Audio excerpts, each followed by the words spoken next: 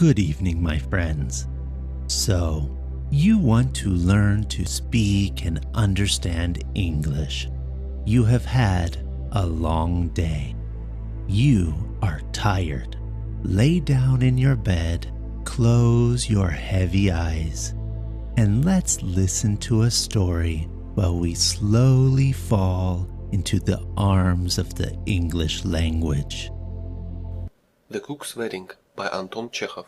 Grisha, a fat, solemn little person of 7, was standing by the kitchen door, listening and peeping through the keyhole. In the kitchen, something extraordinary and, in his opinion, never seen before, was taking place. A big, thick-set, red-haired peasant, with a beard and a drop of perspiration on his nose, wearing a cabman's full coat, was sitting at the kitchen table, on which they chopped the meat and sliced the onions. He was balancing a saucer on the 5 fingers of his right hand and drinking tea out of it, and crunching sugar so loudly that it sent a shiver down Grisha's back. Aksenia Stepanovna, the old nurse, was sitting on the dirty stool facing him, and she too was drinking tea. Her face was grave, though at the same time it beamed with a kind of triumph. Pelagia, the cook, was busy at the stove, and was apparently trying to hide her face. And on her face Grisha saw a regular illumination. It was burning and shifting through every shade of color, beginning with crimson purple and ending with deathly white. She was continually catching hold of knives, forks, bits of wood, and rags, with trembling hands, moving, grumbling to herself, making a clatter, but in reality doing nothing. She did not once glance at the table at which they were drinking tea, and to the question put to her by the nurse she gave jerky, sullen answers without turning her face. "Help yourself, Danila Semyonich," the nurse urged him hospitably. "Why do you keep on with tea and nothing but tea? You should have a drop of vodka." And nurse put before the visitor a bottle of vodka and a wine glass, while her face wore a very wily expression. "I never touch it. No," said the cabman, declining. "Don't press me, Aksenia Stepanovna." "What a man! A cabman and not drink! A bachelor cannot get on without drinking. Help yourself." The cabman looked askance at the bottle, then at North's wily face, and his own face assumed an expression no less cunning, as much as to say, "You won't catch me, you old witch." "I don't drink. Please excuse me. Such a weakness does not do in our calling. A man who works at a trade may drink, for he sits at home, but we cabmen are always in a view of the public, aren't we?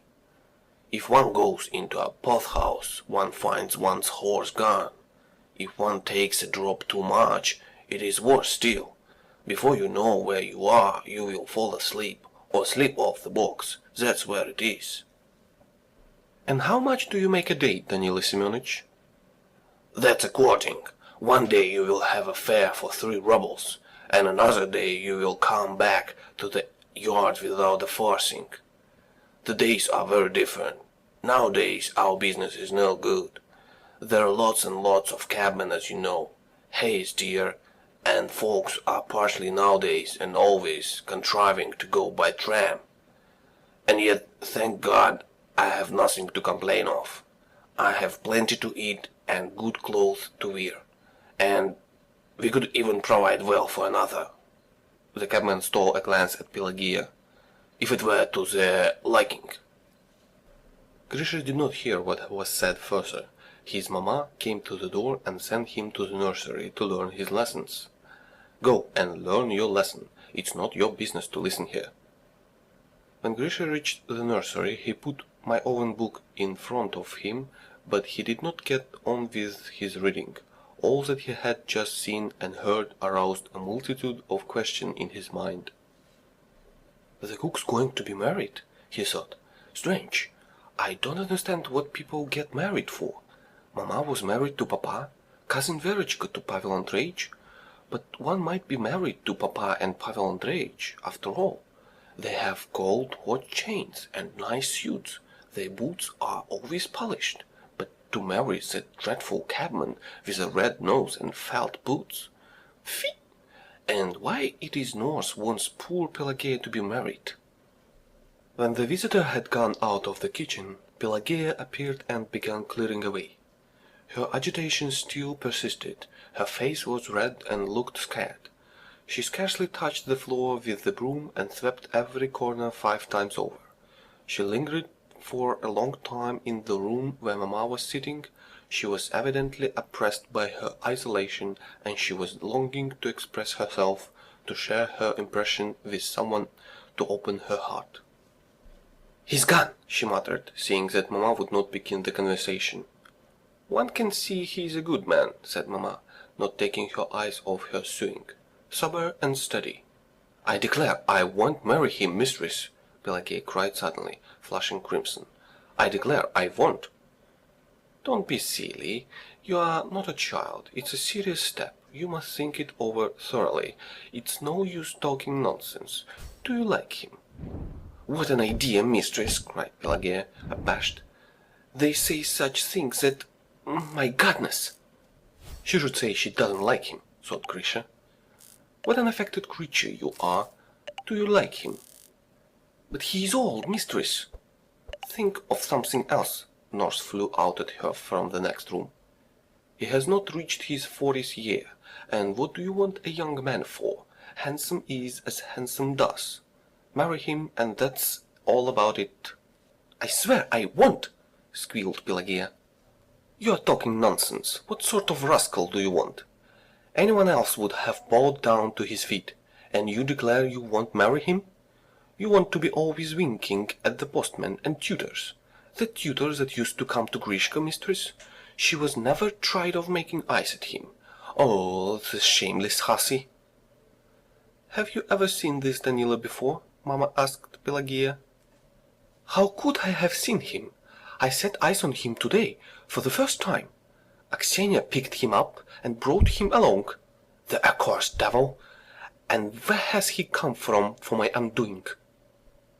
At dinner, when Pelageya was handing the dishes, everyone looked into her face and teased her about the cabman. She turned fearfully red and went off into a forced giggle. "Must be shameful to get married," thought Grishka. "Terribly shameful." All the dishes were too salt, and blood oozed from the half-raw chickens, and to cap it all, plates and knives kept dropping out of Pelageya's hands during dinner, as though from a shelf that had given away, but no one said a word of blame to her, as they all understood the state of her feelings. Only once Papa flicked his table napkin angrily and said to Mamma, "What do you want to be getting them all married for? What business is it of yours? Let them get married of themselves if they want to." After dinner, neighboring cooks and maidservants kept flitting into the kitchen, and there was a sound of whispering till the late evening. How they had scented out the matchmaking, God knows. When Grishka woke in the night, he heard his nurse and the cook whispering together in the nursery. Nurse was talking persuasively, while the cook alternately sobbed and giggled. When he fell asleep after this, Grishka dreamed of Pelageya being carried off by Chernomor and a witch. Next day there was a calm. The life of the kitchen went on its accustomed way, as though the cabman did not exist. Only from time to time Nurse put on her new shawl, assumed a solemn and austere air, and went off somewhere for an hour or two, obviously to conduct negotiations. Pelageya did not see the cabman, and when his name was mentioned, she flushed up and cried, "May he be thrice damned! As though I should be thinking of him! Tfu!" In the evening Mamma went into the kitchen while Nurse and Pelageya were zealously mincing something, and said, "You can marry him, of course. That's your business. But I must tell you, Pelageya, that he cannot live here. You know, I don't like to have anyone sitting in the kitchen. Mind now, remember. And I can't let you sleep out." "Goodness knows! What an idea, mistress!" shrieked the cook. "Why do you keep throwing him up at me? Pelageya, take him. He's a regular course. Confound him!" Glancing one Sunday morning into the kitchen, Grishka was struck dumb with amazement. The kitchen was crammed full of people. Here were cooks from the whole courtyard, the porter, 2 policemen, and non-commissioned officer, with good conduct stripes, and the boy Filka. This Filka was generally hanging about the laundry, playing with the dogs. Now he was combed and washed and was holding an icon in a tin-foil setting. Pelagia was standing in the middle of the kitchen in a new cotton dress with a flower on her head. Beside her stood the cabman. The happy pair were red in the face and perspiring and blinking with embarrassment. "Well, I fancy it is time," said the non-commissioned officer after a prolonged silence. Pelagia's face worked all over and she began blubbering. The soldier took a big loaf from the table, stood beside Norse, and began blessing the couple. The cabman went up to the soldier, flopped down on his knees, and gave a smacking kiss on his hand. He did the same before Nurse. Pelagia followed him mechanically, and she too bowed down to the ground. At last the outer door was opened, there was a whiff of white mist, and the whole party flocked noisily out of the kitchen into the yard. Poor thing, thought Grishka, hearing the sobs of the cook. Where have they taken her? Why don't Papa and Mamma protect her? After the wedding there was singing and concertina playing in the laundry till late evening. Mamma was cross all the evening because Norse smelt of vodka, and owing to the wedding there was no one to heat the samovar. Pelagia had not come back by the time Grisha went to bed. "The poor thing is crying somewhere in the dark," he thought, "while the cabman is saying to her, 'Shut up.'" Next morning the cook was in the kitchen again. The cabman came in for a minute. He thanked Mamma, and glancing sternly at Pelagia said, "Will you look after her, madam? Be a father and a mother to her, and you too, Aksenia Stepanovna, don't forsake her. See that everything is as it should be, without any nonsense. And also, madam, if you would kindly advance me 5 rubles of your wages. I have to buy a new horse collar." Again a problem for Grisha. Pelagia was living in freedom, doing as she liked, and not having to account to anyone for her actions. And all at once, for no sort of reason, a stranger turns up, who has somehow acquired rights over her conduct and her property. Grisha was distressed. He longed passionately, almost to tears, to comfort this victim, as he supposed, of man's injustice. Picking out the very biggest apple in the storeroom, he stole into the kitchen, slipped it into Pelagia's hand, and darted headlong away. End